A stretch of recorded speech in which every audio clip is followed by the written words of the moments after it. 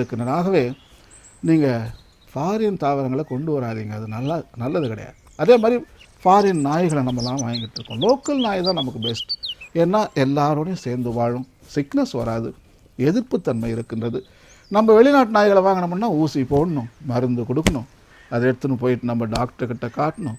வெளியே போயிட்டு வந்ததுன்னா இந்த மருந்தெல்லாம் கொடுக்கலன்னா சீக்கிரமாக செத்து போயிடும். அது ஒரு உயிர் வதைப்பு தான், ஒரு வன்முறை தான்.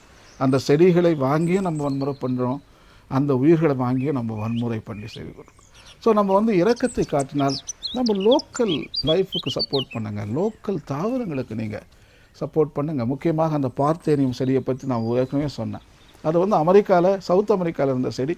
அது நம்ம கோதுமையில் இந்த நிலத்தில் விழுந்து வளர்ந்து இந்த இதெல்லாம் பெரிய ப்ராப்ளம் இல்லை மாறிடுச்சு. ஆஸ்மா வருது, நம்ம விருட்சங்களை எல்லாம் அழிக்குது. பார்த்தியா, அதுதான் இன்வேசிவ் ஸ்பீஷிஸ் என்று சொல்வார்கள்.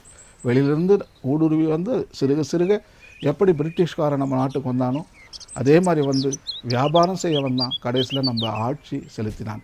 ஸோ இது விருட்சங்களுக்கு மட்டுமல்ல, மற்ற எல்லாத்துக்குமே நம்ம சொல்லலாம்.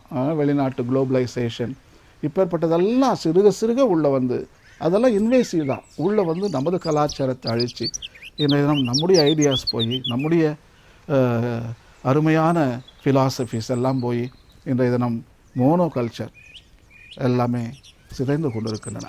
தயவுசெய்து இன்வேசிவ் ஸ்பீஷீஸ் வேண்டவே வேண்டாம். சரியா? ரெண்டாச்சு.